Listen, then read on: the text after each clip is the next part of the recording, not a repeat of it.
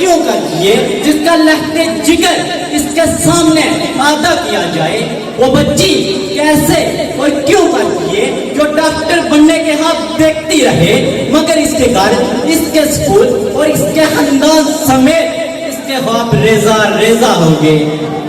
کہتے ہیں کاغذ کی بناتا تھا کشتیاں، ہاتھوں سے اپنے پار لگاتا تھا کشتیاں، بچہ ملا ہے آج وہ ساحل پہ موت کے، کل جو پانی میں بہاتا تھا کشتیاں۔ یہ چھوڑے میں کس کس کو بیان کروں گا اور کس کس کے گھر کا دکھ سناؤں گا؟ یہاں تو سبھی بکھرا پڑا ہے۔ بچے یہ لکھتے ہوئے چلے جاتے ہیں کہ کہاں ہے وہ جن کا سبق ہمیں کتابوں میں پڑھایا جاتا تھا، کہاں ہے وہ مسلمان جو ایک 10 پر حاوی تھا، کہاں ہے وہ گوری، کہاں ہے فاتح؟ کیا کوئی غزنوی نہیں آئے گا؟ بیت المقدس کی دیواریں پکار رہی ہیں کہ دیکھو مجھے بچانے کوئی یوپی نہیں آ رہا۔ آواز آتی ہے اسلام امن کا داس دیتا ہے، اب اسلام میں کوئی محمد بن قاسم پیدا نہیں ہوتا، اسلام امن کا داس دیتا ہے، اب اسلام کسی عبدالحمید کو جنم نہیں دیتا، اسلام امن کا داس دیتا ہے، اب اسلام میں کوئی صلاح الدین یوپی نہیں آتا، اسلام امن کا داس دیتا ہے، اب اسلام میں کوئی طارق بن زید ساحل پر کشتیاں نہیں چلاتا۔ 57 اسلامی ممالک پر ایسا وقت نہیں ہونا تھا کہ غیرت کے جنازے چکے تھے، اب کوئی پکارے صلاح الدین یوپی کو، کیا یوپی اٹھ قبر سے اسلام کی بیٹیاں پکار رہی ہیں؟ یوپی اٹھ قبر سے کہ اسلام کی بیٹیاں پکار رہی ہیں۔ تلواریں بیچ کر فصلیں خرید لی تو نے، بیٹیاں لٹتی رہی، تم دعائیں کرتے رہو، افسوس کہ ہم یہ بھول چکے ہیں۔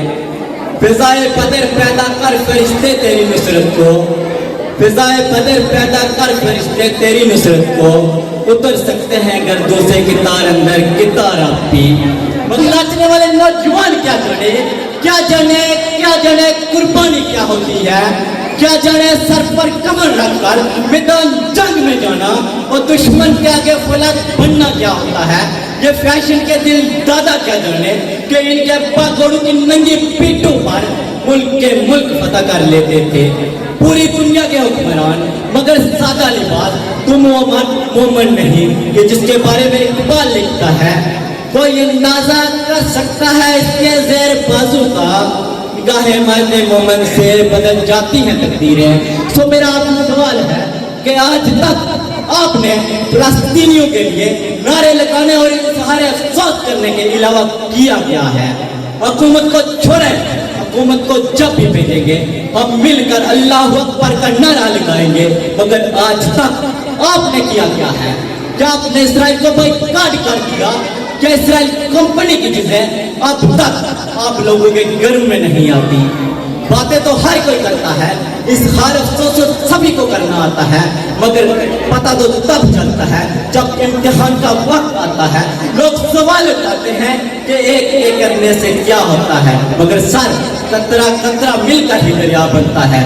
آپ باقیوں کو چھوڑیں، آپ اپنی بتائیں کہ آپ کا ضمیر گوارا کرتا ہے کہ آپ کے دیے ہوئے پیسوں سے ان معصوم فلسطینیوں کے لیے بم بارود خریدا جائے، ان کی لاشیں گرائی جائے؟ آپ باقیوں کو چھوڑیں، آپ اپنی بتائیں۔ کل کو اس نبی کے سامنے جو ساری زندگی آپ کے لیے روتے رہے کس منہ سے جائیں گے؟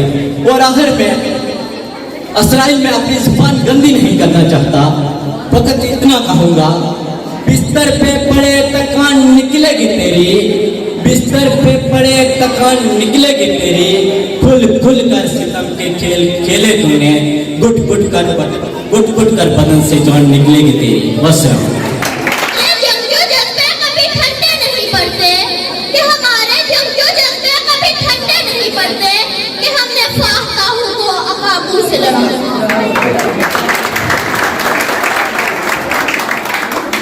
جناب صدر، مہمانان گرامی اور نہایت قابل اساتذہ اکرام اور میرے ہم اکثر طالب علم ساتھیوں، السلام علیکم۔ آج کے اس موضوع ایوان میں میرا موضوع سول ہے مقبوضہ کشمیر میں انسانی حقوق اور پامالی کا کردار۔ جناب والا، ایک آگ تھی اور کیا کوہوں میں دفن ہو گئی۔ میری آج کی بات اس آگ کے نام ایک آنسو چشمے نام سے ٹکتا اور زمین بوس ہو گیا۔